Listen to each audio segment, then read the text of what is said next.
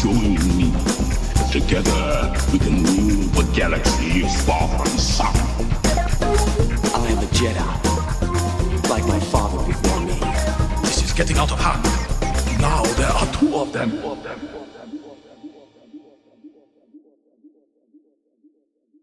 Hello there, Space Wizards, Packs of Spacemen, and Rebel Princesses. This is Todd Hoffman and Trent Hoffman. You're listening to Big T and Little T, a Star Wars podcast.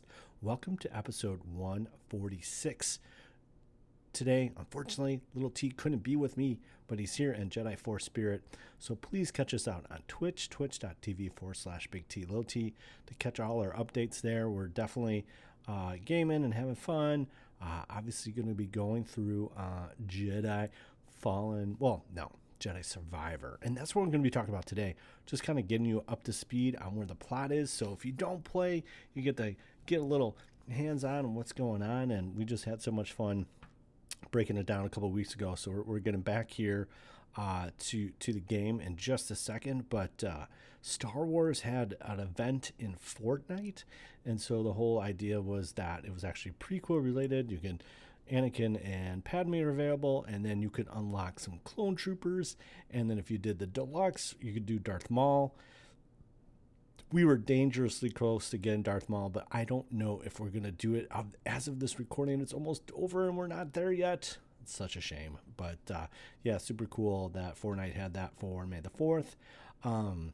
Trent and I were able to do a little fun troop on Saturday, so it was a town a couple clicks over called Lockport, and so it was a Lockport community fun day.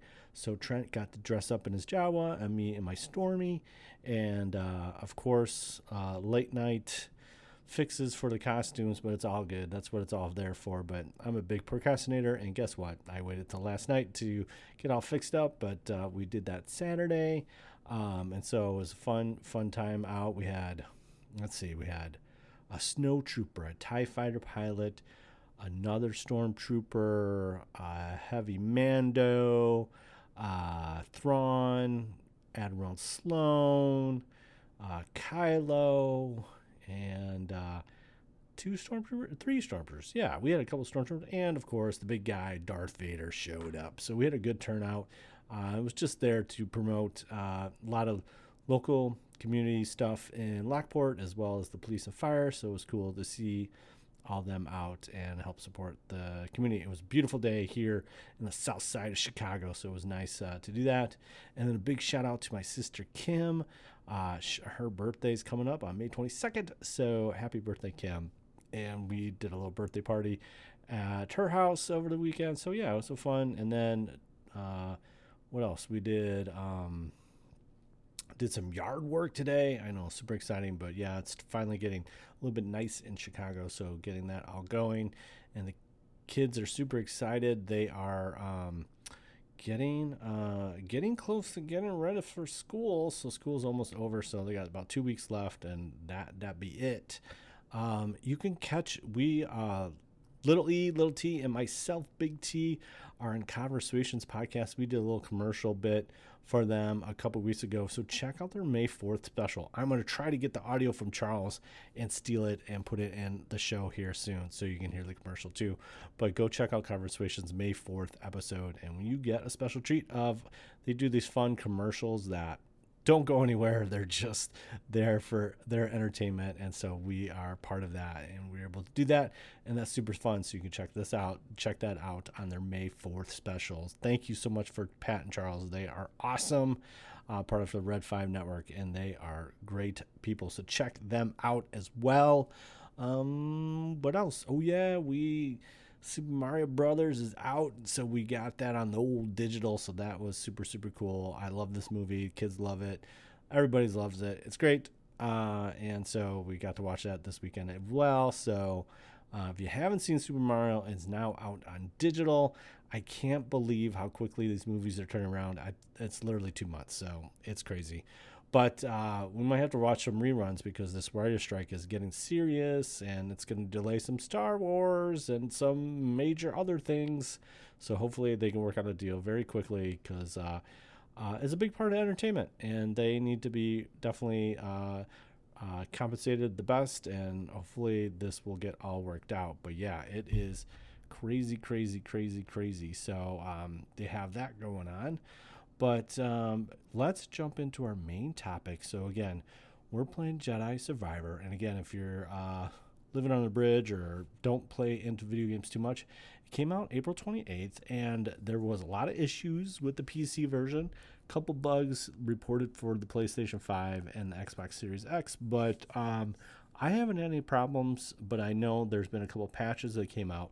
So we did a little breakdown a couple episodes ago, but just to get you up to speed real quick, I mean, basically this is taking 5 years after Fallen Order, and you play the Jedi Knight Cal Kestis. What I liked about Cal Kestis is that, or especially in Jedi Survivor, when you start off, you didn't lose anything, which is so refreshing in a game. So so I'm not going to go through all the plot points that we just covered in, I think it was 2 episodes ago. I think it was 144. Go check that out. But we'll kind of pick up because we played just a couple hours when that episode released, and so we've been at more. One of the things that I'm doing is basically not doing any story message, so you're not going to get too much story ahead. So we're taking our time here.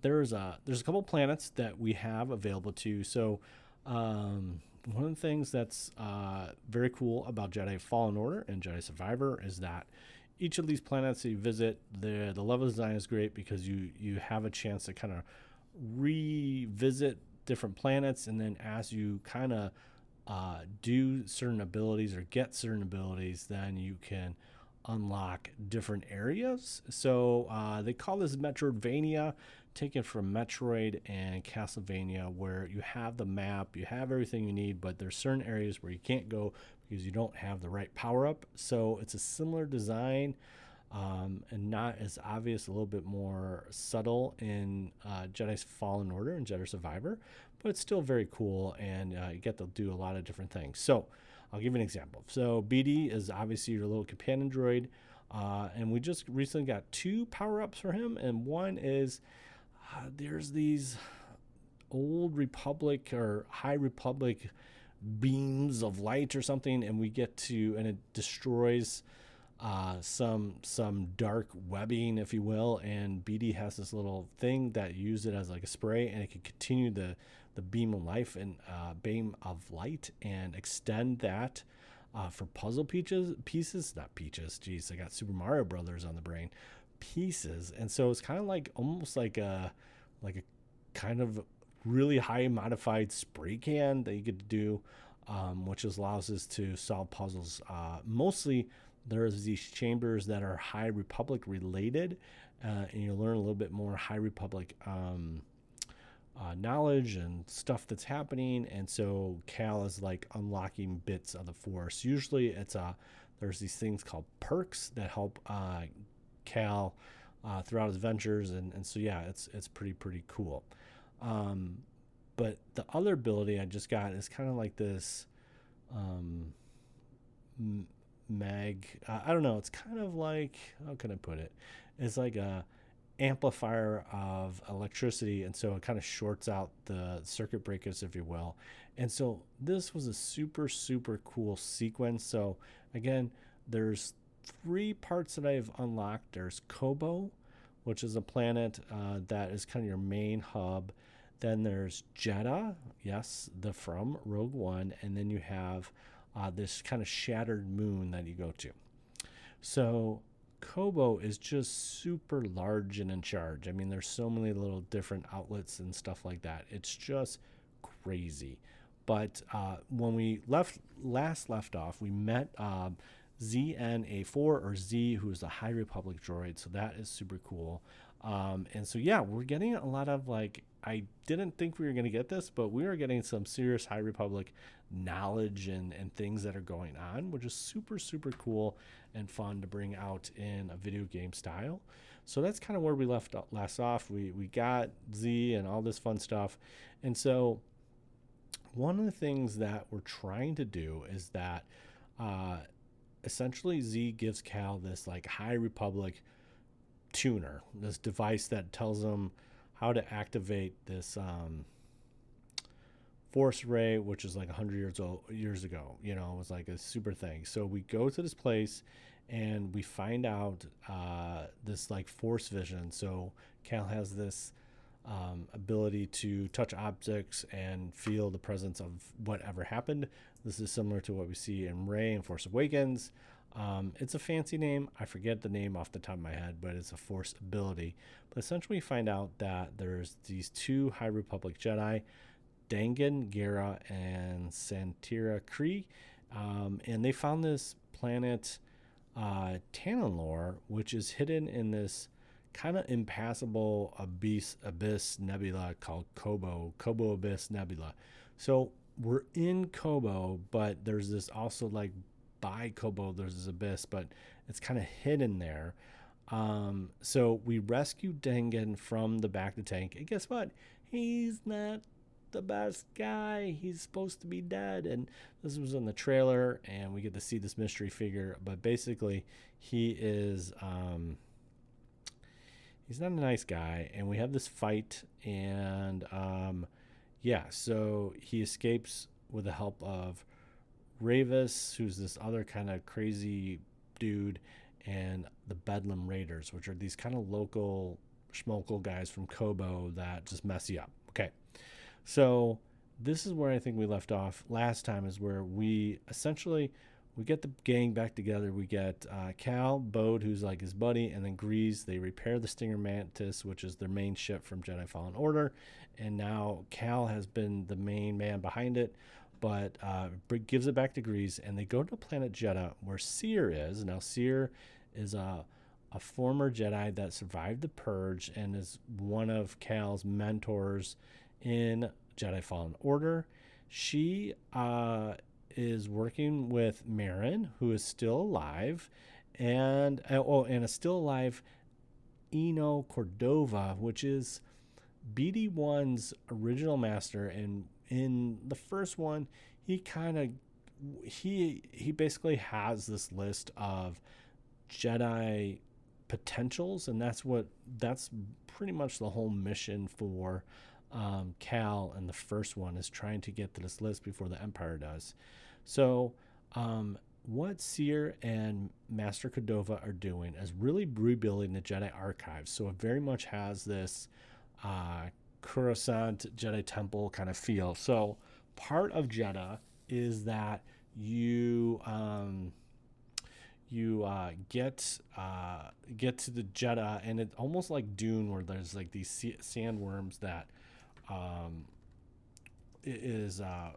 like they basically get you if they touch the sand for a long time. And so essentially we have this whole sequence where he's trying to get there, and Marin kind of helps him, and we get chicken walkers and all kinds of things that try to mess him up. But we eventually get to the temple, and we get to meet Seer and Cordova, and there's this whole thing in Jedha where we're trying to help Master Cordova a little bit get things going, and Seer, and so it's very, very cool. A lot of wind and sand, but one of the cool things is we the Spammel, not spam, Spammel. Yes, so Spammel is this creature. It's kind of blue and purplish, but it's got these long riding creatures that are from Jedha. Now, here's the weird thing. You can actually see a Spammel in Rogue One.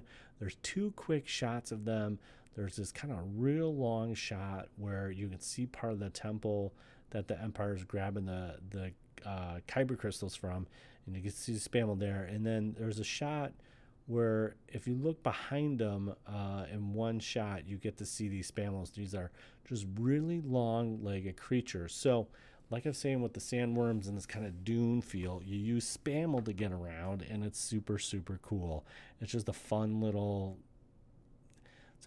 thing that is not really recognized in Rogue One that they expand upon, and you get to use these creatures now. And so that was pretty cool. And then you get to hook up with Marin, and Marin, after you you realize that she's super powerful with the Night Sister dark magic, and there was some separation, obviously, between the 5 years, and she kind of went on her own, but she's also coming with a bag of tricks. And there's this one part where you are just like a super awesome sequence with Marin and Cal as they fly through the kind of these portals. Kind of think of Doctor Strange, and that's what Marin can bring to the table. And she's super, super cool, a super fun ally, and you can do these kind of tag teams with Marin and Bode, and that is super fun and satisfying. So we find out again, Dagon's a bad guy. So then, essentially, what the Jedi Archives, they're building this resistant organization called the Hidden Path. So this is very similar to what we see in Obi-Wan with the Way, and it's probably, I would say, it's similar in nature, where they're just trying to find. They want to use the archives to research Kobo and Tanalorr. Cordova is basically explaining to Cal and gang that Dagon was the first and only pilot to manage to find Kobo in the abyss. So he was the only one to manage that. And so we're piecing together what's going on. It's very similar. I would say this is very similar to the Rise of Skywalker with the Wayfinders. There's these compasses that are out there that they've researched. And it's like we have to go find them, you know. So one of the things that happens is that Z, our droid, gets taken away. So that's where a big plot point was, like, you got to go here, beep beep beep. But I was doing so many other things in Kobo, so finally Trent and I this weekend did that thing. And so what's kind of cool about this mission is that. Let me digress 1 second. There was this really cool mission when I was talking about the BD power-up that I went to Kobo in this like super high mountain range, and I get to infiltrate an Imperial base, which is so cool, in this kind of fog area. It's high in the mountains, so there's a lot of fog, and there's just a lot of cool things that you get to do in this Imperial base. There's TIE fighters and TIE interceptors, and we essentially there's this cool kind of cutscene where we're in this Imperial shuttle that's crashed up there, and we dive our way through, and that's where BD gets his power up. And so that helps us unlock different things with BD1 in different areas, which is great. But we get to go all the way to the top and basically try to take out this Imperial facility, which is fantastic. But so anyways, we get to what Trent and I did this weekend was rescue Z, and she is in basically the prequel, what do we call those big balls? I don't even know what they are. They're part of the Trade Federation, and they control the master ships. They were part of the Trade Blockade and Phantom Menace. And obviously in like Attack of the Clones, this is where you see them, these kind of big pterodomes going from the surface into space. And this is what in Clone Wars or Attack of the Clones, where they kind of take down the ship. So I gotta look these up. What is the Trade Federation battleships? What are they called? Okay, these are the Lucre Hulk class battleships. Thank you very much, Wikipedia. But the big central ball is like the command center of the whole thing, and it can detach from these Lucre Hulk class battleships. That's a great trivia question for a different time. But so anyways, we get to travel in this thing. So it's a lot of battle droids, and we get to meet some destroyers. Yes, the droidicas are there, and it's super, super cool. And then we get to learn this force ability basically to levitate up and down heavy objects. And that's and we get to this point where we rescue Z. Of course, it wouldn't go well because Dangan's there. So now this is our second. This is a fun little video game thing where now this is our second time facing Dagon. And it's super cool because he's using a force for one lightsaber as he's also missing an arm. So he's basically using the force for one and his hand for the other. And so we get this kind of weird combo. And so, yeah, you got to fight him off, and you rescue Z. And then, so really what it gets down to is obviously he escapes. Dun, dun, dun. And you knew this was going to happen. But we find out that Ravis is, he's a species that is only seen once before, and that is Dirge. Dirge is featured. Dirge is featured in in the Genndy Clone Wars and in the comics.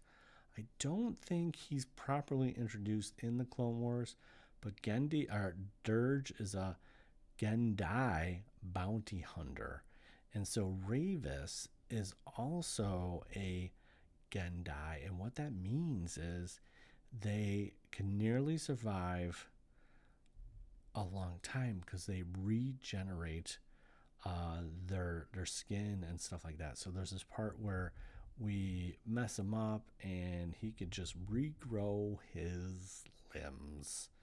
So yeah, he's kind of like a bad mamma jamma. So where we left off is basically we met Seer on Jeddah. We got through Jeddah, and then we went back to Kobo, and yeah, it's pretty cool. So now we're trying to get this compass, and that is where we're at. Again, Bode has a daughter that we found out, and there's a little hint of he was a Jedi or something like that.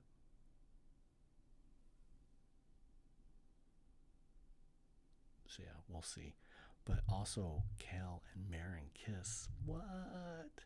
So yeah, there's that too. And so Bode is telling him, hey, follow your passions. And so that's what we have there. So once again, thanks again for listening to another episode, Big T Little T, episode 146 of the books. Find us out at Big T Little T Podcast on Instagram, BLIT Podcast on Twitter, twitch.tv, Big T Little T. And hey, we want to hear from you. So comment, tweet, rate us on Apple Podcasts, Spotify. You know the deal. Email us at bigtlittlepodcast@gmail.com. Tell us how you're liking Jedi Survivor, all that fun stuff. Catch us on Twitch, twitch.tv/Big T Little T. Until next time, truly wonderful the mind of a child is, and may the force be with you always. Bye. Bye.